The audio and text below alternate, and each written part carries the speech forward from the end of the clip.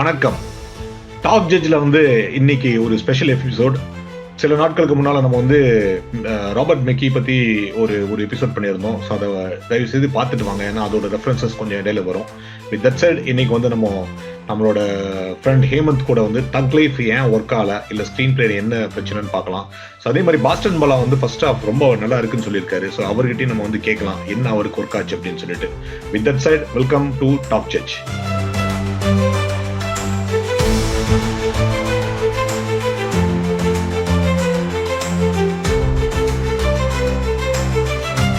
So Hemanth, நம்ம start பண்ணிடலாம். நீங்க சொன்னீங்க தக் லைஃப்ல நம்ம கொஞ்சம் ஓவராகவே பூந்து விளையாடிட்டோம்னு நினைக்கிறேன். பட் பார்க்குறப்ப ரெண்டு ஜாமவான்கள், the both of them whom we respect. On top of that A R Rahman, one of the fantastic music director. இவ்வளோ நேரம் அந்த படம் வேஸ்ட் ஆகுச்சுன்னு சொல்ற அந்த அதிருப்தி அப்படிங்கிறத விட அந்த எதிர்பார்ப்பு நிறைவேற்றாத அந்த கோபம் நம்ம கிட்ட இருந்துச்சு, எல்லாத்துக்கிட்டும் இருக்குன்னு நினைக்கிறேன். ஸோ நம்ம இதை ராபர்ட் மெக்கி பத்தி பேசுறப்போ கொஞ்சம் பேசணும், நம்ம தக் லைஃப் அவாய்ட் பண்ணியே பேசிட்டு இருந்தோம். பட் இந்த எபிசோட்ல நான் என்ன பண்ணணும்னு நினைக்கிறேன்னா, ஏன் ஒர்க் அவுட் ஆகல, ஸ்கிரீன் பிளே என்ன ஒர்க் அவுட் ஆகல. நம்ம நாயகன் பத்தி அந்த படத்துலயும் பேசியிருக்கோம். அந்த ராபர்ட் மெக்கி நான் சொன்ன மாதிரி போய் பாருங்க. அதுல நாயகன் பத்தி பேசியிருக்கோம், அபூர்வ சகோதரர் பத்தி பேசியிருக்கோம், ஆடுகளன் பத்தி பேசியிருக்கோம். ஏன்னா அதுலயும் பொறாமை அப்படிங்கிற ஃபேக்டர் வரும். ஸோ அதெல்லாம் பேசியிருக்கோம். வித் தட் சைட் ஹேமந்த், சொல்லுங்க தக் லைஃப்ல என்ன ஸ்கிரீன் பிளேல என்ன உங்களுக்கு பிடிக்கலன்னு சொல்லுங்க. அப்புறம் பாஸ்டன் பாலா உங்ககிட்ட போலாம், உங்களுக்கு என்ன பிடிச்சிருக்குன்னு சொல்லுங்க. லெட்ஸ் ஸ்டார்ட் வித் ஹேமந்த், போங்க. ஸோ நாங்கள் எங்களோட ரிவ்யூவில் என்ன சொல்லியிருந்தோம்னாக்க, படம் ஒர்க் அவுட் ஆகலை எங்களுக்கு அப்படின்னு சொன்னோம். இப்போ ஒரு புது ஒரு ஒரு ட்ரெண்ட் ஒன்று கிளம்பிருக்கு. நிறைய பேர் படம் பார்த்துட்டு ஏன் இவ்வளோ நெகட்டிவ் ரிவ்யூ, படம் நல்லா தானே இருக்குது, இது ஏன் மக்கள் இவ்வளோ இது, அதாவது எக்ஸ்பீரியன்ஸஸ் டிஃபர். நம்ம ஒன்று ஒரு ஒரு தமிழ் ஆடியன்ஸ் திருப்பி திருப்பி திருப்பி நம்ம கேட்குற ஒரு விஷயம் என்னன்னாக்க, எனக்கு பிடிச்சிருந்ததுன்றதாக உங்களுக்கு பிடிக்கணும்னு அவசியம் கிடையாது, உங்களுக்கு பிடிச்சிருந்தாக்க எனக்கு பிடிக்கணும்னு அவசியமே கிடையாது. Okay, experiences are different. Okay, having set that, எனக்கு படம் ஒர்க் ஆகுது, எனக்கு ஒர்க் அவுட் ஆகலைன்றது நிறைய காரணம் இருக்குது. பட் இன்றைக்கி ராபர்ட் மெக்கியை பற்றி பேசுகிறதால அது டாபிக் அதோட வச்சு ட்ரை பண்ணுறேன் நான் எவ்வளோ முடியுமோ. நம்பர் ஒன், ஐ திங்க் இது one of the worst marketing blunder in Tamil சினிமாஸ்ன்னு எனக்கு தோணுது. இது ராபர்ட் மக்கிக்கு அதுக்கும் சம்மந்தம் இல்லை, but I think that is where the problem started. ஏன்னா அவங்க ஒரு வருஷத்துக்கு முன்னாடி விட்ட அந்த டீசராக இருக்கட்டும், ட்ரெய்லராக இருக்கட்டும், இதெல்லாம் செட் பண்ண எக்ஸ்பெக்டேஷன் வேறு. அதாவது இது ஒரு பயங்கரமான கேங்ஸ்டர். இந்த கேங்ஸ்டரோட லைஃப்குள்ளே நடக்கிற விஷயங்கள் என்ன, அவன் என்னென்ன எதிர்கொள்கிறான் அப்படின்றது எக்ஸ்பெக்டேஷன். அங்கே போய் பார்த்தா தான் தெரியுது இது எதுவுமே கிடையாதுன்றது வாஸ் a ஹியூஜ் டிசப்பாயின்ட். ஏன்னா மணிரத்னம், கமல் இவங்க என்ன மாதிரி கதை எடுப்பாங்க, நம்ம மனசுக்குள்ள ஒரு கதை எழுத ஆரம்பிச்சிட்டோம்.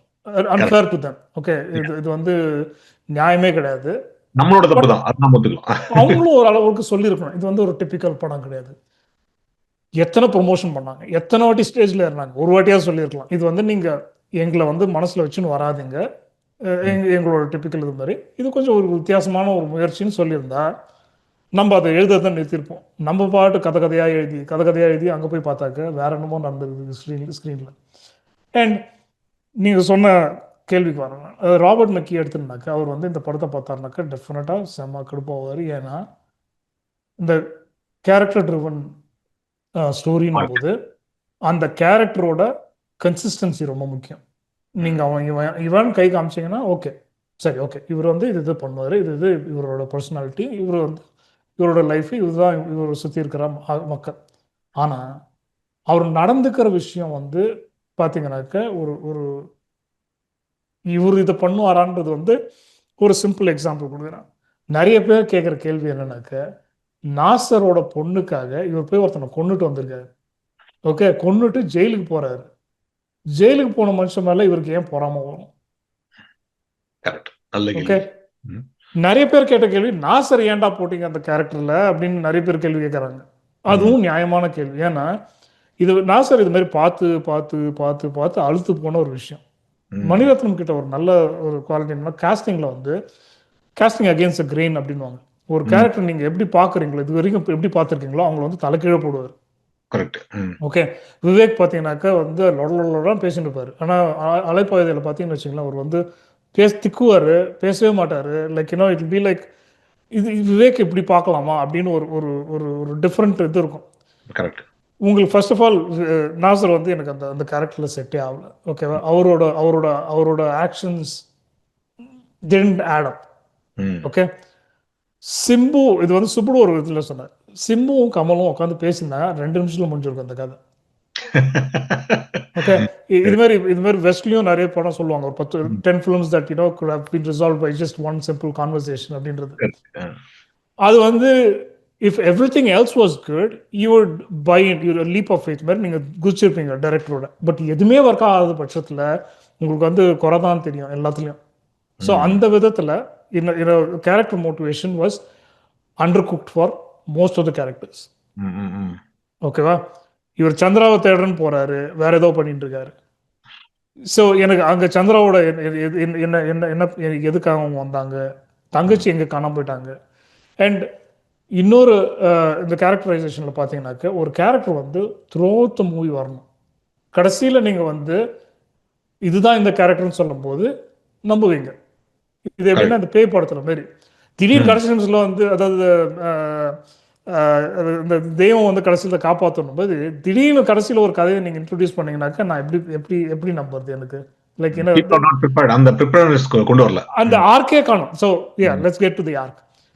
ஆர்க்கோட பிரச்சனை, கேரக்டர் ஆர்க்கோட பிரச்சனைனாக்க ஒரு கேரக்டர் ஓகே, 2 கேரக்டர் ஓகே, 12 கேரக்டருக்கு நீங்க ஆர்க் கொடுத்தீங்கன்னாக்க நான் எதை ஃபாலோ பண்ணுவேன்? நான் the biggest arc that you had was for the thug. ஓகேவா? அது காணாம போயிடுச்சு. நீங்க விக்ரம்ல பாத்தீங்கன்னா கமல் வந்து பாதி படத்துக்கு வரவே இல்லை.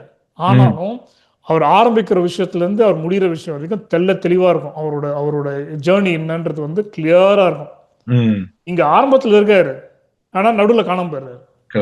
திருப்பி கடைசியில் எதுக்கும் வர்றாரு, கடைசியில் அடிச்சுக்கிறாங்க.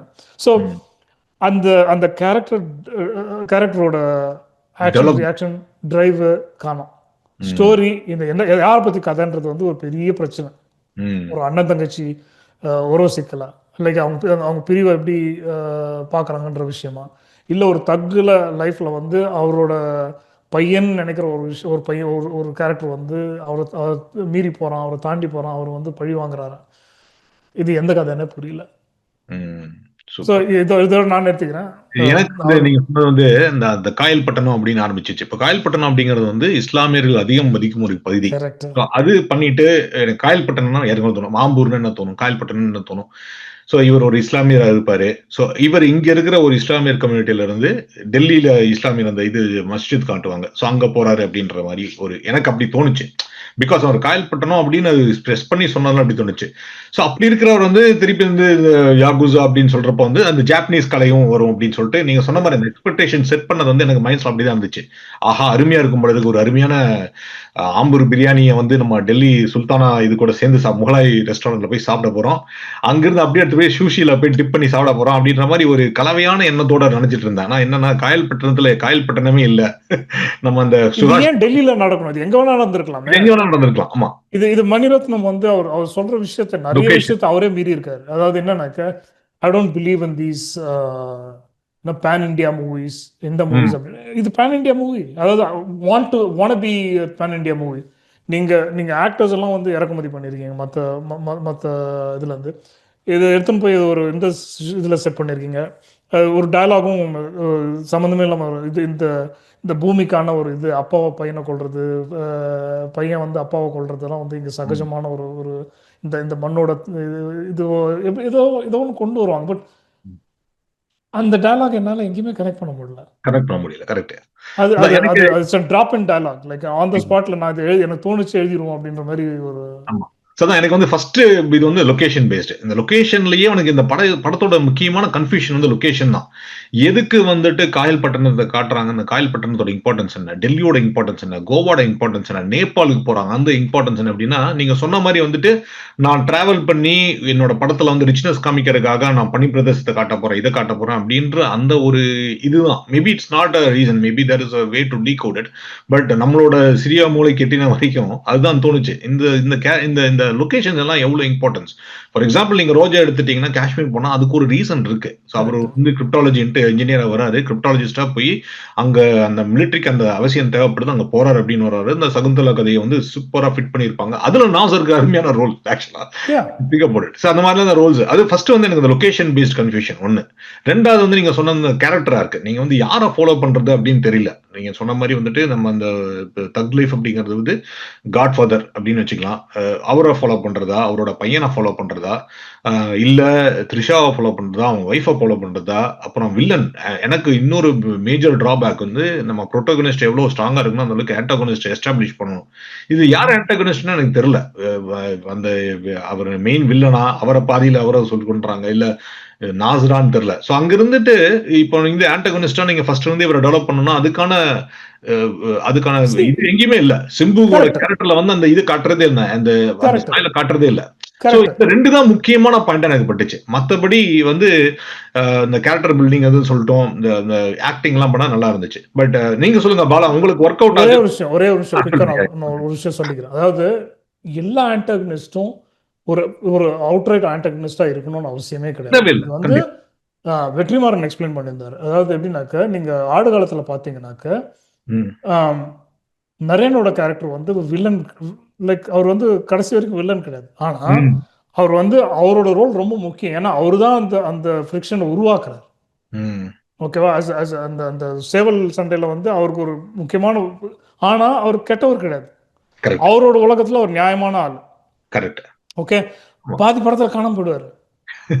ஓகே, ஆனாலும் அவர் வந்து என்ன பண்ணாரு, இந்த தீய மூட்டிட்டு போயிடுறாரு அவரு. கரெக்ட். இங்கேயும் அதேதான் இவரோட வேலை, அதாவது மகேஷ் மஞ்சரேக்கரோட வேலை, அதாவது சதானந்த். ஓகே, அவர் குடும்பத்தால அந்த ஃப்ரிக்ஷன் வந்து வந்துட்டு போகணும். ஆனா அது பத்திக்குதானா? பத்திக்கவே இல்லை.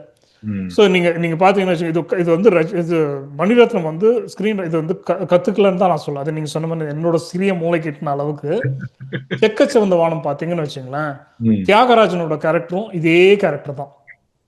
அதாவது இவன் தான் வந்து மாப்பிள்ளைய கொண்டிருப்பான் அப்படின்ற வந்து ஒரு டவுட் இருக்கும். ஆனா அவன் வந்து சொல்றேன், நான் இல்ல நான் பண்ணல, நான் ஏன் பண்ண போறேன் அப்படின்னு சொல்லிட்டு அவர் ஒதுங்கிடுவாரு. அந்த படத்துலயே உங்களுக்கு தெரிஞ்சிருக்கணும், அந்த கேரக்டர் வந்து ஒர்க் ஆகல. இது மாதிரி ஒரு கேரக்டர். ஏன்னா அவங்க அவங்க அவங்க கொளுத்தி போடுற அந்த தீ கொளுத்திக்கிறது ரெடி, ஐ மீன் லைக் பத்த வைக்கிறதுக்கு போதாத அளவுக்கு தான் இருக்கு தவிர வந்து இதை திருப்பி ரிப்பீட் பண்றதால எனக்கு என்ன பண்ண வராங்கன்னே புரியல. சதானந்த் ஏன்? கரெக்ட். அதே மாதிரி நீங்க சொன்ன மாதிரி கேரக்டர் ஆர்க்ல பாத்தீங்கன்னா சதானந்த் வந்துட்டு அவரோட அவரோட அவரோட அவரோட மகன்ல அவரோட இவன் தான் தங்கச்சி பையன் மருமகன் தான். சோ முதல் பையனை கொண்டா, ரெண்டாவது பையன் அவரே போய் அவரோட கை குலுக்கி 30% டீல் பேசிடுறாரு. சோ அங்கே அவரோட மோட்டிவ் நிறுத்து போகுது. அரசியலுக்காக வந்துட்டு அவர் விட்டு கொடுக்குறாரு அப்படின்னு நினைச்சு அதுக்கப்புறம் எதுக்கு கொலை பண்றாரு அப்படின்ற மாதிரி அந்த கேரக்டர் அவரு தான் வந்து இன்சைட் பண்றாரு, அவரு தான் வந்து ஆரம்பிச்சிருக்காரு. ஏன்னா அது பண்ணும்போது தான் வந்து இவங்க ரெண்டு பேருக்குள்ள ஒரு ஒரு கிட்டத்தட்ட ஒரு ஃப்ரிக்ஷன் ஆரம்பிக்குது அப்படிங்கறத கொண்டு வரணும். ஆனா அது சரியா எஸ்டாப்ளிஷ் ஆகல. இப்ப நீங்க பாஸ்டன் போல நீங்க சொல்லுங்க, உங்களுக்கு வந்து ஃபர்ஸ்ட் ஹாஃப்ல என்ன பிடிச்சதுன்னு சொல்லுங்க. இத வந்து எப்படி பார்த்தேன்னா, இப்போ நம்ம அந்த மெக்கிய பத்தி பேசின உடனே எனக்கு என்ன தோணுச்சு, சரி இந்த பிளாட்டுங்கிறீங்க, இந்த கதைச்சரம்ங்கிறீங்க, கதையோட வரிசை, அதாவது அது வந்துட்டு சிம்புவோட எமோஷனல் ஜேர்னியா, சிம்புவோட பயணமா தான் நான் இதை பார்த்தேன். அதாவது ஃபர்ஸ்ட் ஹாஃபை பொறுத்த வரைக்கும். ஸோ ஃபர்ஸ்ட் ஹாஃப் பார்த்தோன்னே எனக்கு அந்த உணர்ச்சி இருந்தது. நான் தான் இனிமே அவர் அப்படி அந்த இதை சொல்லும்போது, ரங்கராய நாயக்கர் அப்படின்னு சொல்லும்போது எனக்கு படம் அங்க கிட்டத்தட்ட முடிஞ்ச இதா இருந்தது. நீங்க சொன்ன அந்த இது ரொம்ப இன்சைட்டிங் இன்சிடென்ட்ங்கிற நீங்க சொல்ற அந்த தூண்டுகோல் நிகழ்வுங்கிறது ஆரம்பத்தையே அவங்க சொல்லிட்டாங்க. அதாவது இவன் வந்துட்டு ஒரு பயண கைதியா ஒரு அலிபை மாதிரி அவனை வச்சுட்டு வெளியில தப்பிக்கிறாங்கிறது. திருப்புமுனை அவர் ஜெயில வந்துட்டு நீ இனிமே என்ன டீல் பேசுறது, நான் பேசிட்டு வந்துட்டேன்னு கன்வின்ஸ் பண்றது, அது வந்து டிப்பிக்கலா நம்ம ஆபீஸ்ல சொல்ற மாதிரி நீ முதல்ல அடுத்த லெவலுக்கு போனோம்னா அடுத்த லெவல் என்ன பண்ணுவாங்களோ அதை நீ பண்ணுங்கிற மாதிரி அவன் அங்க பண்ணிட்டு வந்ததே எனக்கு அங்க ஒரு முக்கியமான திருப்பு முனையா தான் தோணிச்சு. எல்லாரையும் பார்த்துக்கலாம் அப்படிங்கறத ரொம்ப கூலா ஹி ஹேண்டில்ட் எவ்ரிபடி. அந்த கேரக்டர், பையன் கேரக்டர், சிம்பு கேரக்டர்ங்கிறது. ஸோ கிளைமேக்ஸ் அஃப்கோர்ஸ் என்னை பொறுத்த வரைக்கும் இஸ் த இன்டர்வல். பிகாஸ் அவனை கீழே கொன்னுடுறாங்க. பட் ஆனா கமலை கொண்டா படம் ஓடாதுங்கிற பயமா இருக்கலாம். இல்ல அன்பறிவு ரசிகர்களை திருப்திப்படுத்தணும். இப்போ வர்றவங்களே இப்போ லோகேஷ் கனகராஜை பத்தி நம்ம 2 பேரும் 100க்கு 100 ஒத்துக்கிறோம் ஹேமந்த். எனக்கும் அவரோட படங்கள் எப்படி ஓடுதுன்னே தெரியல. சில படங்கள் லியோவை விட்டுருங்க. பட் ஆனா மக்கள் அதை ரொம்ப விரும்பி பாக்குறாங்க. நான் தியேட்டர்ல தமிழ்நாட்டுல லியோ பார்த்தேன். மக்கள் ஆணி அடிச்ச மாதிரி ஒவ்வொரு அவர் அன்பறிவோட அந்த சண்டை காட்சிகளை விரும்பி பாக்குறாங்க. சோ இந்த மாதிரியே தான் நான் பார்த்தேன். அறிமுகம், மோதல், தீர்வு. தீர்வுங்கிறது அந்த அப்பா பாத்திரம் கமல் சாகிறது. அறிமுகம்ங்கிறது அவங்க 2 பேரும் எப்படி அறிமுகம் ஆறாங்க, 2 பேருக்கும் நடுவுல வர மோதல், அப்பாவுக்கும் பையனுக்கும் நடுவுல எல்லாத்துலயும் அவன் வந்துட்டு ஒருத்தனை லவ் பண்றானா அதையும் எடுக்கிறான், எல்லாத்தையும் எடுக்கிறாங்கிற மாதிரி. நீங்க மெக்கிய பத்தி சொன்ன உடனே அந்த ஃபர்ஸ்ட் ஹாஃப் அப்படியே அவர் சின்சியரா யாரோ சிவா ஆனந்தோ யார் எழுதினாங்களோ அப்படியே ஃபாலோ பண்ணிருக்காங்கன்னு தோணுச்சு. அதனாலதான் அந்த சந்தேகம் இருந்தது. ஸோ வித் தட் செட் நம்ம வந்து இந்த ஃபர்ஸ்ட் ஆஃப் பத்தி பேசிட்டோம். பட் ஆனால் ஓவரால் அந்த மூவில வந்து நம்மளுக்கு அந்த அந்த அந்த கேரக்டர் இருக்கு அப்படிங்கிறது வந்துட்டு ஆடுகளம்ல வந்துட்டு ஆசான் சிஷ்யன். ஸோ அதனால அதுல ஃபாதர் ஃபிகர். இதுல வந்துட்டு பெரிய தக்கு, அதுக்கு அடுத்த வாரிசா வர்ற ஒரு சின்ன தக்கு வராரு. அது மாதிரி அவர் மேல பொறாம வருது, அவர் டீல் பேசுறதுனால பொறாம வருது, அதை எஸ்டாப்ளிஷ் பண்ணணும். ஸோ பட் ஆனால் அந்த ஆர்க்கு கேரி அவுட் பண்ணல. நீங்க இன்னொரு முக்கியமான கேரக்டர் வந்துட்டு அவங்க தங்கச்சி. அந்த தங்கச்சி கேரக்டர் வந்து நீங்க சொன்ன மாதிரி வந்துட்டு என்ன பொறுத்தளவு எகெயின் நான் என்னோட சின்ன மூளை கெட்டின வரைக்கும் பெரிய பிளண்டரா தோணுது. அந்த ஃபர்ஸ்ட் ஹாஃப்ல எங்கேயாச்சும் அவங்க இருக்கிற மாதிரி கொஞ்சம் இன்ட்ரோடியூஸ் பண்ணியிருந்தாங்கன்னா அவங்க செகண்ட் ஹாஃப்ல வர்றப்ப அது நல்லா இருக்கும். அந்த அந்த இது நல்லா இருக்கும். ஸோ அதே மாதிரி வந்துட்டு சில தேவைப்படாத விஷயங்கள், எதுக்கு சதானந்துக்கு ஒய்ஃப் இல்ல, ஏன் அவருக்கு மோட்டிவ் இல்ல, அதே மாதிரி வந்து இந்த லக்ஷ்மி ஐஸ்வர்யா ரஷ்மி அவங்களுக்கும் அவங்க ஹஸ்பண்டுக்கும் அசோக் செல்வனுக்கும் வந்துட்டு ஏன் கான்ஃபிளிக்ட் நடக்குது, அவங்களுக்கு ஏன் டைவர்ஸை காட்டுறாங்க, அதுல எல்லாம் என்னன்னு தெரியல. அதுக்காக ஒரு 4 சீன் பண்ணிருக்காங்க. நம்ம அந்த மெக்கியில பேசுறப்ப சொல்லியிருக்கோம், ஒவ்வொரு டைலாக்லயும் வந்து சப்டெக்ஸ்ட் இருக்கணும், அந்த சப்டெக்ஸ்ட் இம்பார்ட்டன்ஸ் இருக்கணும். அதே மாதிரி ஒவ்வொரு சீன்லயும் வந்து அந்த சீனுக்கான ரிலவன்ஸ் என்ன, ஸ்டோரி ஸ்கிரீன் பிளேல வந்துட்டு அது தேவைப்படாது. ஃபார் எக்ஸாம்பிள் வந்து அசோக் செல்வனுக்கு வந்து இடது பக்கம் சொரியற மாதிரி ஒரு பழக்கம் இருந்திருக்கலாம். அது இந்த படத்துக்கு தேவையா? தேவையில்லை. அப்ப அது வைக்க வேண்டியதில்லை. அது மாதிரிதான் அவருக்கு 2 பேருக்கும் டிவோர்ஸ் ஆனா அவங்க ஃபேமிலி இதை கொண்டு வர வேண்டியதில்லை. ஒண்ணு வந்து அவங்க அப்பா அசோக் செல்வன் அவங்க அப்பா வந்து பாதிக்கப்பட்டிருக்காரு, அதுல ஒரு ஃபாதர் சன் ஆர்க் கொண்டு வரணும்னு நினைச்சிருக்காங்க போல இருக்கு. ஏன்னா அவங்க 2 பேரும் தான் இது வந்திருக்காங்க அப்படின்னு போது அதுவும் சரியா காட்டல. சோ அந்த அந்த எனக்கு என்னன்னா இந்த படத்துல 3 கேரக்டர் தான் இல்லைங்களா, 3 மெயின் கேரக்டர் என்ன பொறுத்தவரை, கமல், சிம்பு, அந்த இவங்க தங்கச்சி.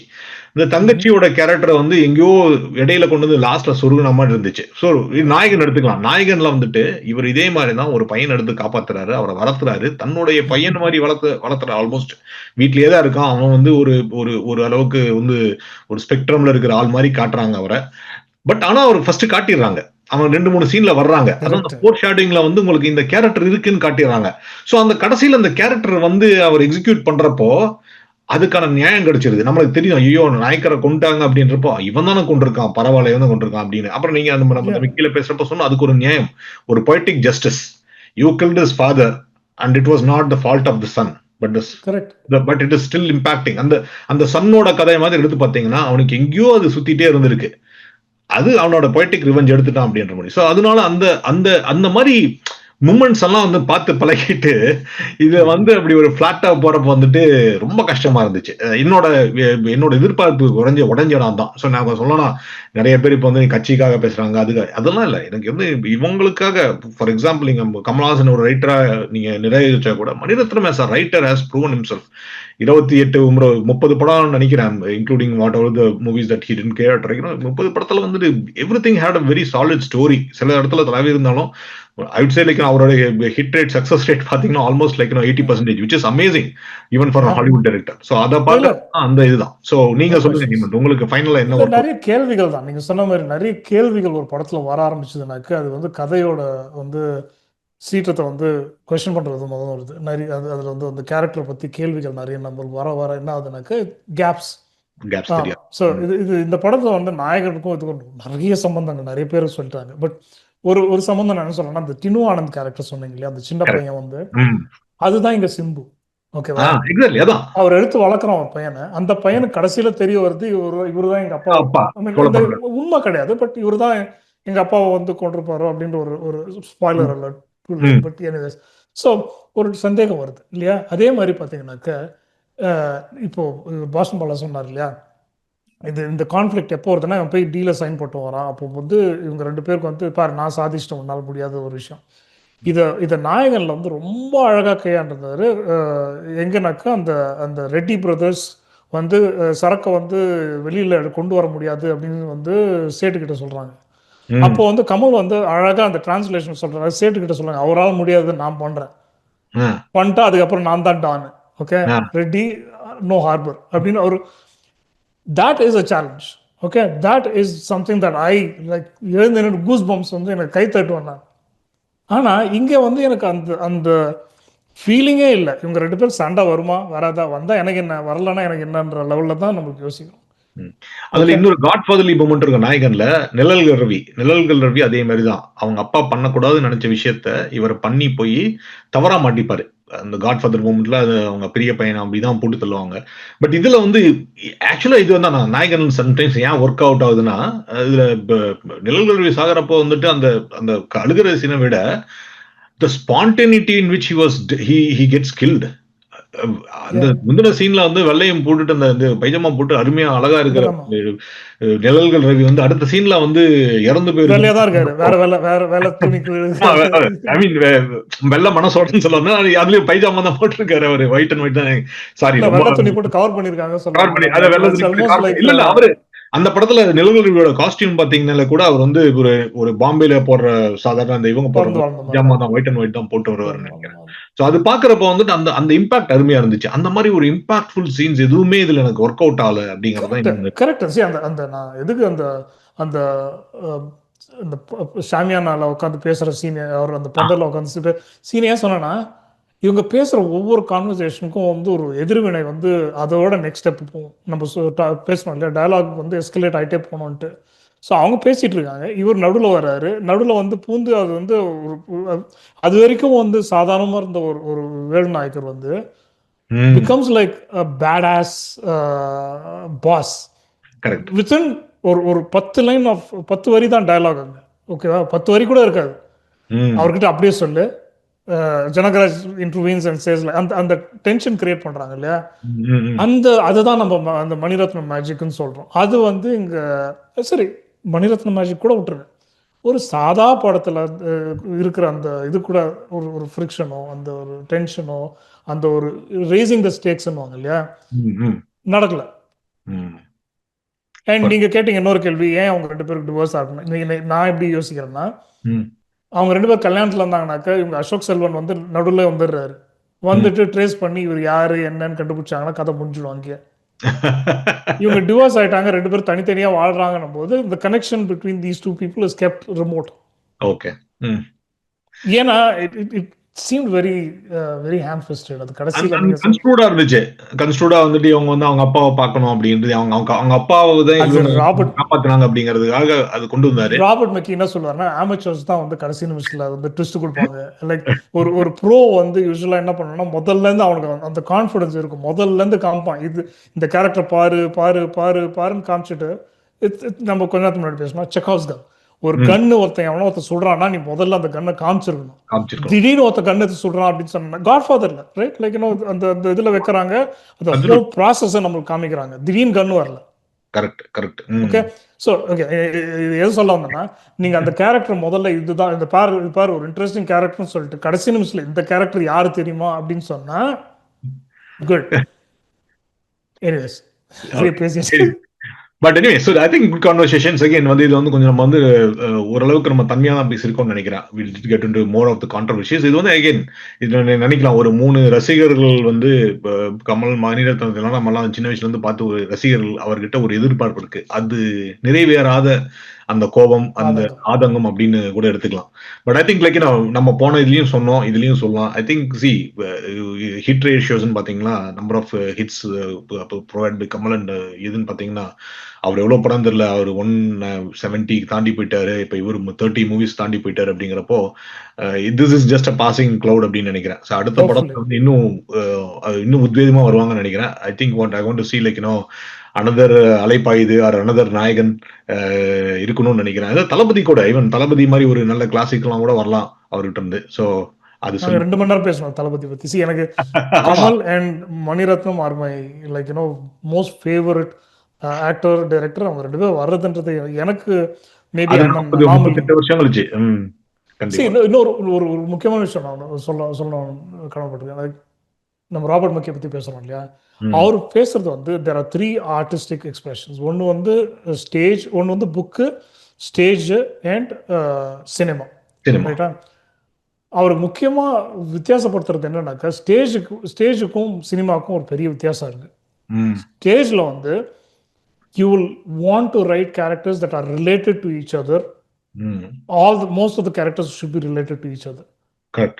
மணிரத்னம் வந்து அதை வந்து சினிமாவில் வந்து யூஸ் பண்ணுவார், பயங்கரமாக யூஸ் பண்ணுவார். இல் கெட் அவே வித் தட்.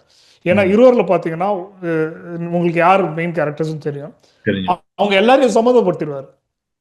குருவில் பார்த்தீங்கன்னா அம்பானிக்கும் இவருக்கும் வந்து பெரிய லைக் கோயங்காக்கும் வந்து ஃப்ரெண்ட்ஷிப் இருந்துச்சு.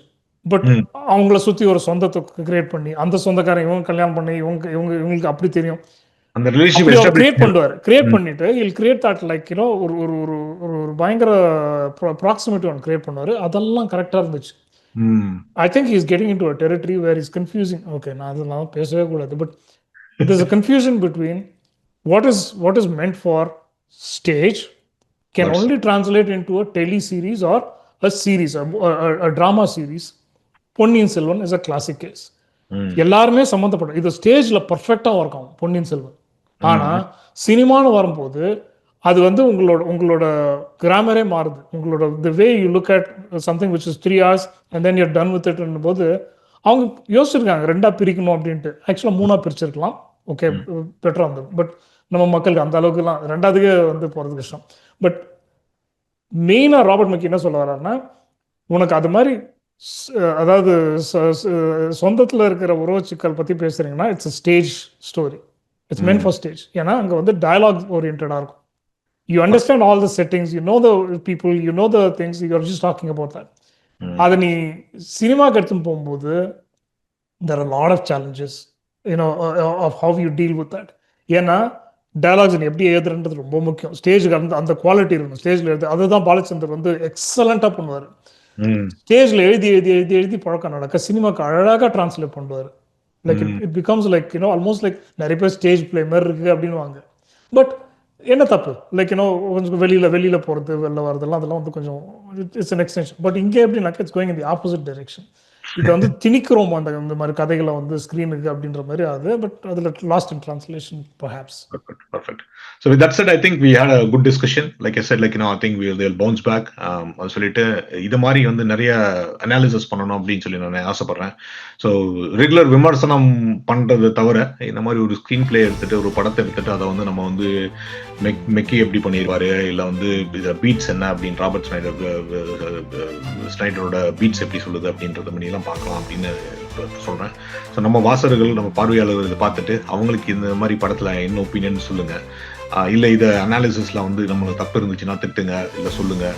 Two comment, to emote and to subscribe talk ஜட்ஜுக்காக. That's it. Thank you very much Hemanth. Thanks Boston Baba.